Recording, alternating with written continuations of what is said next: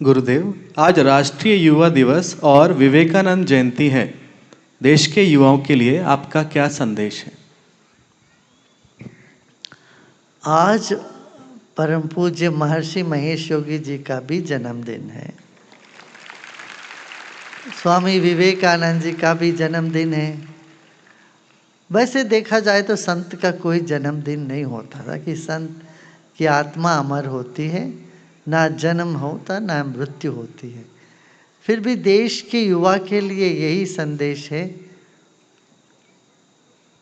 अपनी मूल को पहचानो, अपने धर्म में, अपने ज्ञान में, अपनी संस्कृति में टिके रहो और पतंग जैसे ऊपर उड़ते रहो।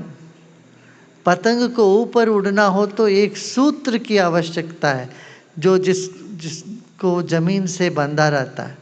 यदि वो सूत्र हट जाता है तो पतंग ऊपर नहीं उड़ सकता, ऊंचाई नहीं पहुंच सकती, पतंग नीचे आ जाएगा। तो इतना बड़ा पतंग बहुत ऊपर लहराना हो, उसको उड़ना हो और ऊपर जाना हो, क्या चीज़ की आवश्यकता है? एक तो हवा की, हवा तो बह ही रही है, मगर एक सूत्र की आवश्यकता है। एक पतला सा सूत्र उसको जमीन से पकड़ के रखती है, तब पतंग उड़ता है। तो ऐसे ये सूत्र है, जीवन का सूत्र है ज्ञान। इसको पकड़ के रखो तो मजबूत रहो। ठीक है गुरुदेव, मकर संक्रांति की एक कहानी के अनुसार एक तिल का दाना 7 ऋषियों ने मिलके खाया था, इसलिए हम उस दिन तिल की मिठाइयाँ खाते हैं। कृपया इसका महत्व बताइए।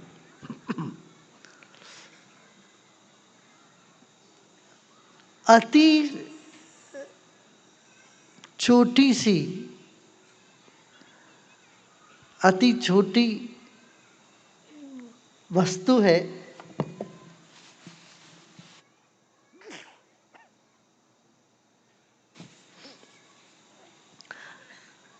सबसे छोटा दान है तिल, और वो पौष्टिकर भी है। कहते ना, तिल के बराबर माने लघु और सूक्ष्म, अति सूक्ष्मता का प्रतीक है, लघुत्व का प्रतीक है। तो सब ऋषियों ने मिलकर एक तिल का दाना खाया, माने ऋषि और कितने सूक्ष्म होंगे। माने इतने सूक्ष्म जगत से हमको जोड़ने के लिए हमें भी सूक्ष्म होना पड़ेगा।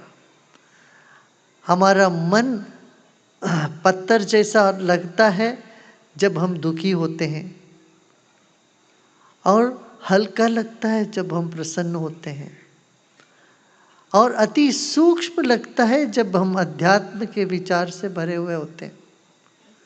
और ऋषित्व की प्राप्ति में हम अणु के जैसे होते, अणोरणीयान, अणु से भी छोटे अणु जैसे होते हैं।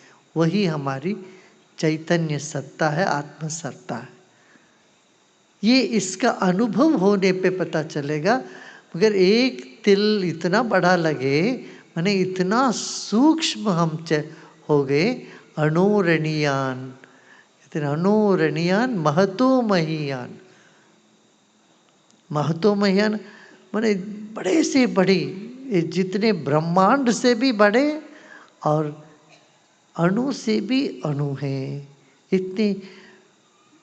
इतना हमारा विस्तार है, हमारा स्वरूप है, ये बताने के लिए कहा गया।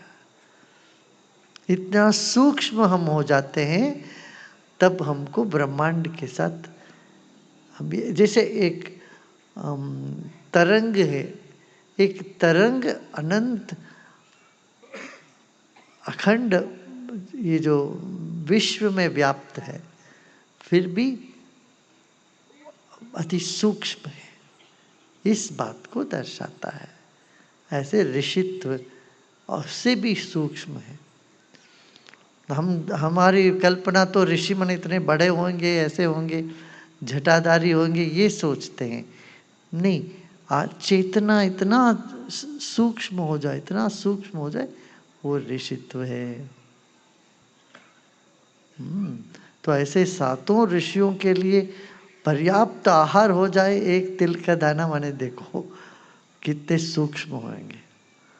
जैसे एक चींटी के लिए एक चावल का दाना बहुत होता है, एक दिन नहीं, 4-5 दिन में खाता है। तो ऐसे सूक्ष्मत्व का प्रतीक है। और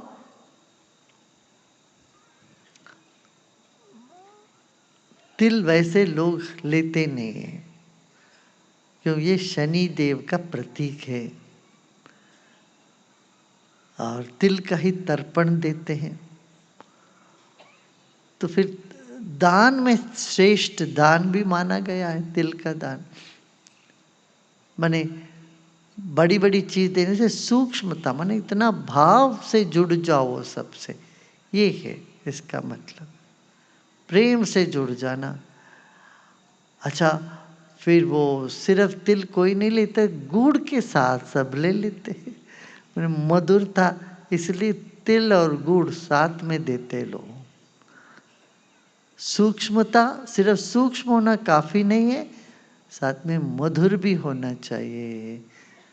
हाँ, वाणी सिर्फ मधुर हो काफी नहीं है, मगर सत्य भी होना चाहिए।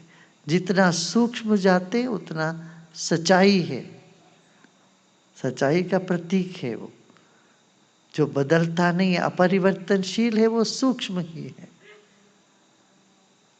हाँ, इसलिए इस महाराष्ट्र में तिल गुड़ दिया गोड़ गोड़ बोला, बोलते बने एक दूसरे को तिल और गुड़ दो और मीठी मीठी बोलो, मधुर बोलो, मधुरता से लोगों से संपर्क रखो। ये एक दूसरे की, यहाँ पर भी कर्नाटक में भी यही बोलते हैं, एल्लू बेल्लावतिंदु वल्ले माता, अच्छी बातें करो, तिल और गुड़ खाओ और अच्छी बातें करो।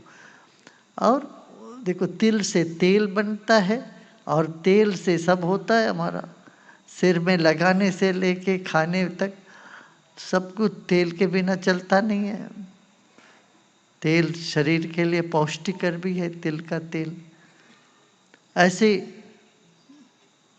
तिल को एक दूसरे को प्रदान करते थे, तिल से तेल निकलता, उस तेल से दिया जलती है।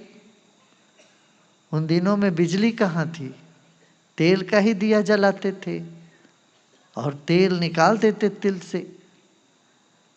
जैसे गौ माता का पूजा करते, गौ की गोधन सबसे बड़ा धन माना जाता है, ऐसे तिल का भी इतना ही महत्व दिया गया है।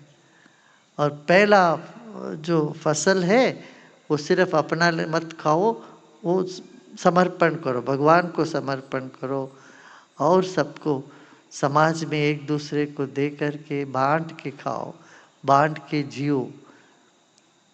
ये संदेश है मकर संक्रांति का। फिर एक दूसरे को देते हैं, अपना घर में जो जो नया उपज आया है खेत से, गन्ना है, तिल है, गुड़ है, सब्जी है, धान है, फसल जो भी है, वो सबको जो भी है अड़ोस पड़ोस आसपास के लोगों को दे के फिर अपना उपभोग करते हैं।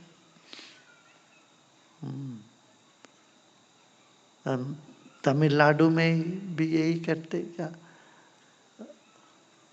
पहला जो फसल आया चावल, वो चावल जो खिचड़ी बनाते हैं, पोंगल कहते, खिचड़ी माने क्या, पोंगल, दूध से पकाया हुआ खिचड़ी और मीठा और नमकीन, 2 तरह की खिचड़ी करते हैं। और उसमें हल्दी डालते हैं उसमें, माने जो जो शरीर के लिए पौष्टिक है, वयोस्थापन करता है, माने एंटी एजिंग जिसको हम ना कहते हैं, वो सब चीजें उसमें होती है। अदरक अदरक हुआ, ये हुआ, हल्दी और चावल दाल, ये सब पका के और सामूहिक तरह से पकाते हैं और सूर्य देव को उसको समर्पण करके सूर्य को धन्यवाद देते हैं। ये मकर संक्रांति का वो मुख्य बात है। ठीक है।